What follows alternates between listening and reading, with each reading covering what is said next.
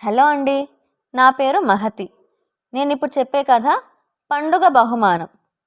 చింతాపురం చిన్న గ్రామం. ఆ గ్రామంలో ఉన్న జమీందార్ గారి బడికి ఒక్కగానొక్క పంతులు పేరి శాస్త్రి. ఆయనకు కోపం జాస్తి. ఆయన చింతబరిక జలిపిస్తే కుక్కిన పిల్లల్లా అయిపోయేవారు బడిలో పిల్లలు. చిన్నపిల్లలు ఇళ్లల్లో మారం చేసినా, నిద్రపోకపోయినా అదిగో పేరిశాస్త్రి పంతులు గారు వస్తున్నారు అంటూ భయపెట్టేవాళ్ళు తల్లులు. అటువంటి పేరిశాస్త్రి బయట పులి, ఇంట్లో పిల్లి. పెళ్ళాం దుర్గమ్మ అంటే అతనికి హడల్. ఇంట్లో పెత్తనమంతా ఆవిడదే. ఆ రోజు ఉగాది పండుగ. నిద్ర లేచినప్పటి నుంచి ధుమధుమలాడుతున్నది దుర్గమ్మ. ఇదిగో నిన్నే, ఇలా పెరట్లోకి తగలడు, నెత్తిన కుంకుడుకాయ పులుసు పోసిపోతాను, నాకు 1,00,000 పనులు అంటూ అప్పుడే నిద్రలేచిన పేరిశాస్త్రిని ఎడంచేత్తో పెరట్లోకి ఈడ్చుకు వచ్చింది ఆమె. జుట్టు ఊడి వచ్చేలా భర్త తల రుద్ది, భగభగ మండేలా వీపు మీద కుంకుడు పిప్పి అరగదీసి బాల్చెడు చన్నీళ్లు నెత్తిన గుమ్మరించి లోనికి వెళ్ళిపోయింది ఆమె. పేరిశాస్త్రి కళ్ళల్లోకి కుంకుడు పులుసు పోయి కళ్ళు ఎర్రబడ్డాయి. కళ్ళల్లో ఇసుక పోసుకున్నట్లుగా ఒకటే మంట.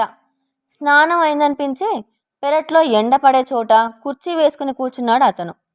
వెధవ బతుకు, మాయదారి జీవితం, ఛీ! బడిపంతులు భారీగా బతికే కంటే బావిలో పడి చావడం మేలు. వంటింట్లోంచి దుర్గమ్మ గొణుగుడు చెవిన పడిన పేరిశాస్త్రి గుండెలు జారిపోయాయి.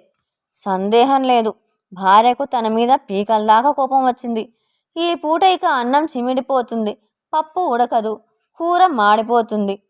భార్యకు పండగ పూట తన మీద కోపం ఎందుకు వచ్చిందో బుర్ర బద్దలు కొట్టుకున్నా అర్థం కాలేదు పేరిశాస్త్రికి. ఎండ చురచురమంటుంటే ఏమై వంట అయిందా అంటూ ధైర్యం తెచ్చుకుని లోపలికి కేక పెట్టాడు పేరిశాస్త్రి. వంట అయింది కానీ నా అలంకరణే తెమల్లేదు, ఇంకా నువ్వు పండక్కి తెచ్చిన చీర సింగారించుకోవాలి అంటూ వ్యంగ్యంగా వినవచ్చింది దుర్గమ్మ గొంతు. ఆమె కోపకారణం అర్థమైపోయింది పేరిశాస్త్రికి. పండగకి కొత్త చీర కొనలేదు. పండగ నెల మధ్యలో వచ్చింది. చేతిలో చిల్లి గవ్వలేదు. పైగా 15 రోజుల క్రితమే పుట్టినరోజని భార్యకు చీర కొని తెచ్చాడు. గోళ్ళు గిల్లుకుంటూ దిగగొట్టిన మేకల కుర్చీలో కూర్చోకపోతే ఒకసారి జమీందార్ గారింటి దాకా వెళ్ళి రాకూడదు? పండగ పూట ఆయన ఏదైనా బహుమానం ఇవ్వకపోతాడా అంటూ దుర్గమ్మ గుమ్మంలోకి వచ్చింది. నాకు మొహమాటం బాబు అన్నాడు పేరిశాస్త్రి. అందుకే నా బతుకు ఇలా తగలబడింది. అంత మొహమాటం అయితే ఓ కాగితం మీద ఏవో 4 మంచి ముక్కలు రాసి ఈ సంవత్సరం గోచార ఫలం అంటూ చేతిలో పెట్టిరా అంటూ సలహా ఇచ్చింది దుర్గమ్మ. ఆమె మాటకు తిరుగులేదు.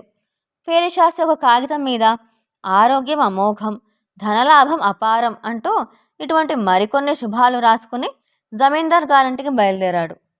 ఆసరికే తలస్నానం చేసి ఉగాది పచ్చడి తిని కూర్చుని ఉన్న జమీందార్ గారు, రండి పంతులు గారు, పండగ పూట మా ఇల్లు పావనం చేశారు అంటూ ఆప్యాయంగా ఆహ్వానించారు. పేరిశాస్త్రి ఆయన చూపించిన కుర్చీలో కూర్చుంటూ, ఈ సంవత్సరం మీ గోచార ఫలం రాసి తెచ్చాను అన్నాడు జేబులో కాగితం తీసిస్తూ.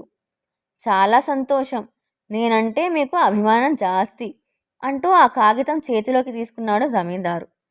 తరువాత జమీందార్ గారు భార్యను పిలిచి, పంతులు గారు ఎంతో అభిమానంగా నా గోచార ఫలం రాసి తెచ్చారు, భద్రంగా దాచు అంటూ ఆ కాగితాన్ని భార్యకిచ్చాడు.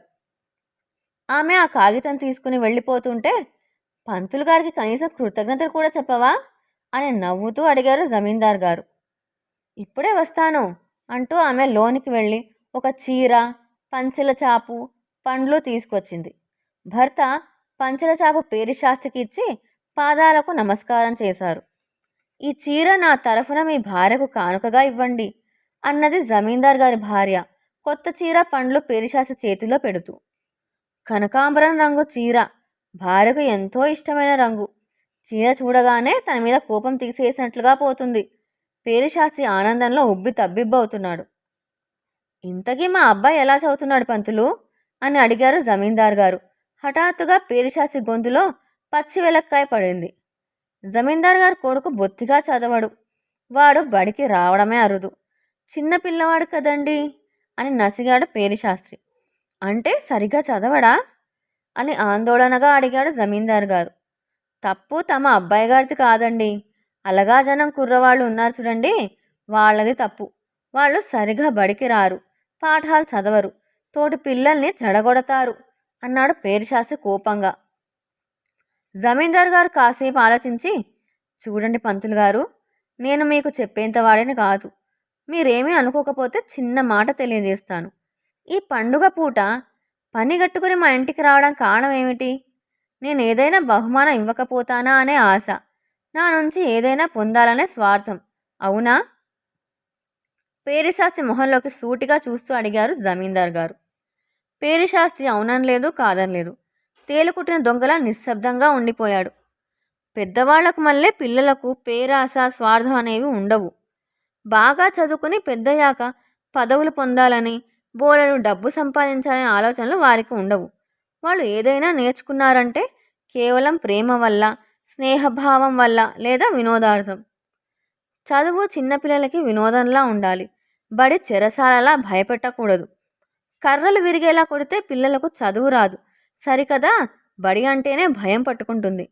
నా ఊళ్ళో పిల్లలు ఇతర కారణాల వల్ల కాక బడి పట్ల భయంతో బడి మానకూడదనే నేను కోరుకుంటున్నాను అంటూ ముగించారు జమీందారు, ఇక చెప్పేదేమీ లేనట్లుగా. జమీందార్ గారి మాటలు కటువుగా ఉన్నా ఆ మాటలతో కళ్ళ ముందు పొరలు తొలగిపోయి తన కర్తవ్యం ఏమిటో, ఇక మీదట బడిలో పిల్లలను దండించకుండా ప్రేమతో పాఠాలు ఎలా చెప్పాలో తెలిసి వచ్చింది పేరిశాస్త్రికి. వెళ్లే ముందు మీ పండుగ బహుమానానికి కృతజ్ఞతలు అని పేరిశాస్త్రి అనడం తను పెట్టిన కొత్త బట్టలను ఉద్దేశించి కాదని, తను చెప్పిన మంచి మాటలకని అర్థం చేసుకున్న జమీందారు తృప్తిగా నిట్టూర్చారు.